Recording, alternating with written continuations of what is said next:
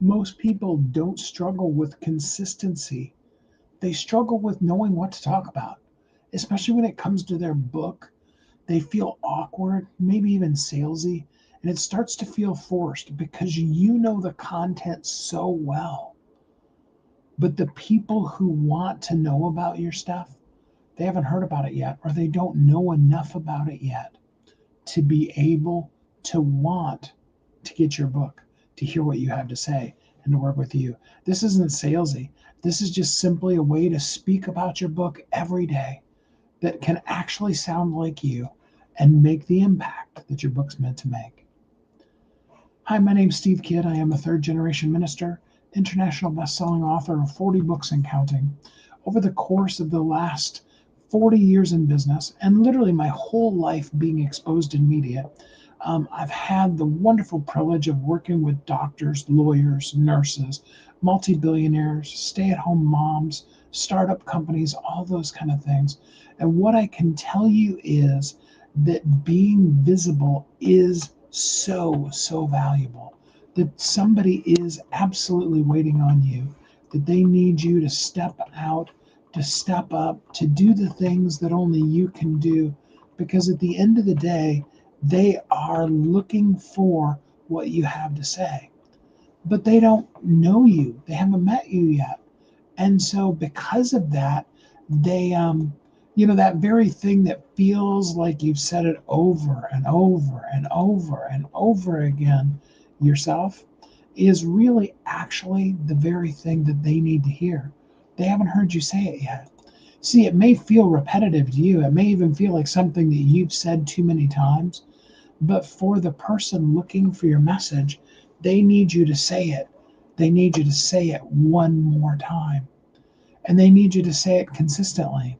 You see, there's a thing going on. If you happen to be, listening live, there's some stuff happening in the national news that is kind of another one of those situations where it just kind of takes over and you're constantly hearing about it. I think back to during COVID, and it didn't matter what station you were listening to, either at the most, if you got to see your shows, and a lot of them were interrupted, but at the least, every commercial break they were, going back to the thing that showed how many people were sick, how many people had died, all that kind of stuff. And it was just right there in our face all the time.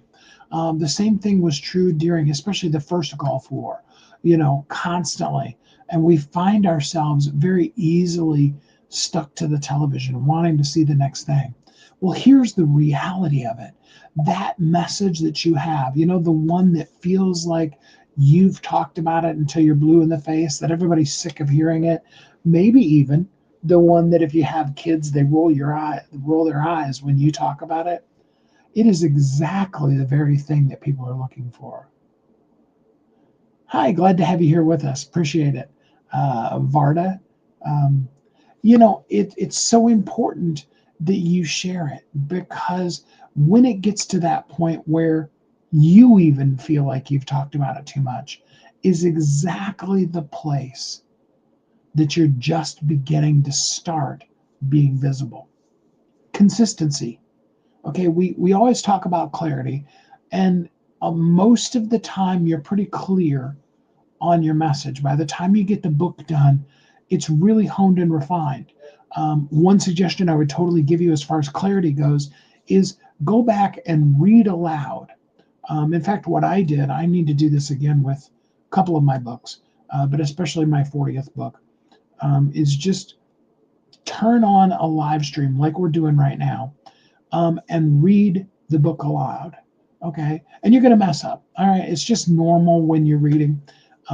What I would suggest to you is stop for a second, leave a little, audio break there, if you will, and then go back to the beginning of the paragraph or the beginning of the sentence or wherever, a comfortable place to back up to is, um, and, and start reading it again.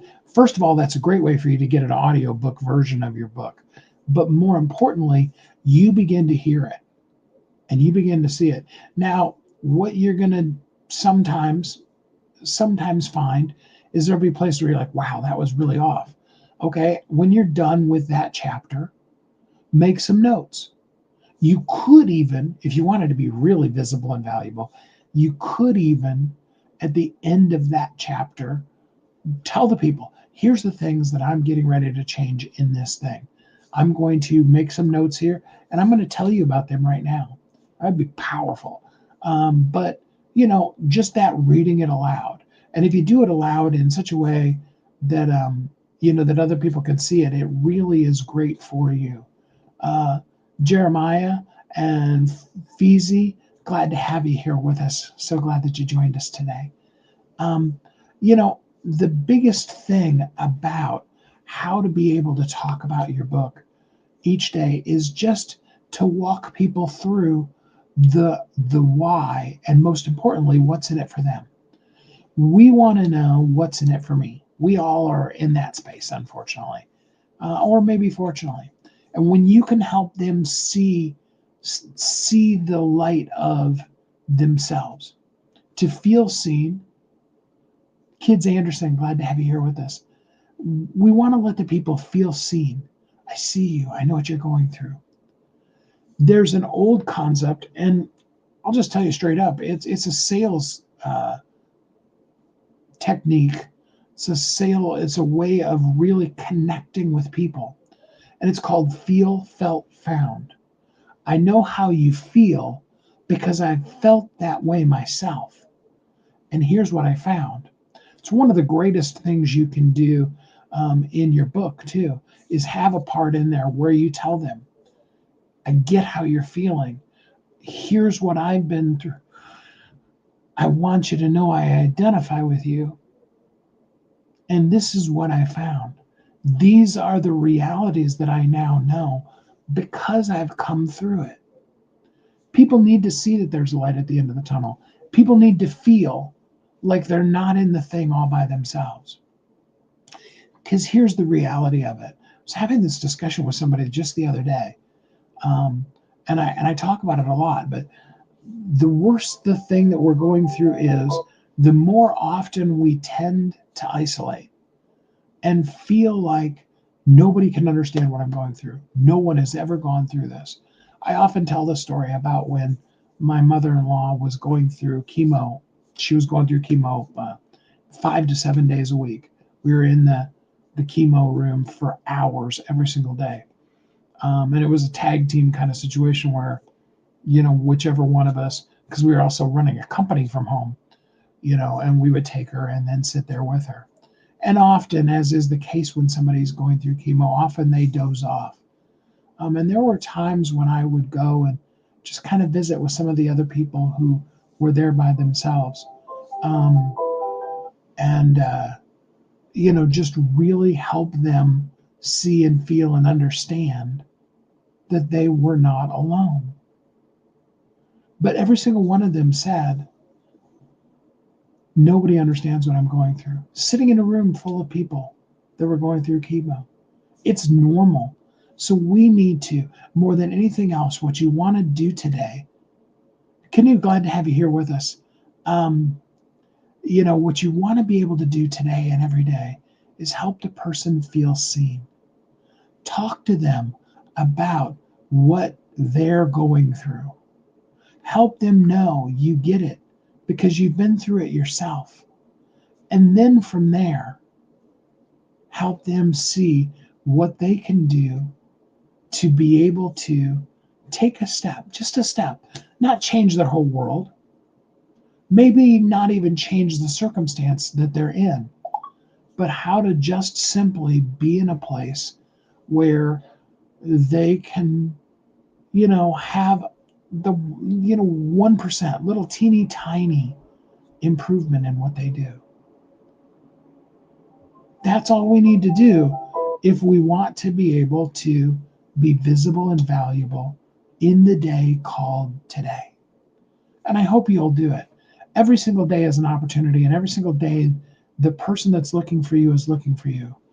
And the more that we can choose to be where they can find us, the more that we can help people. You don't keep your book alive by promoting it.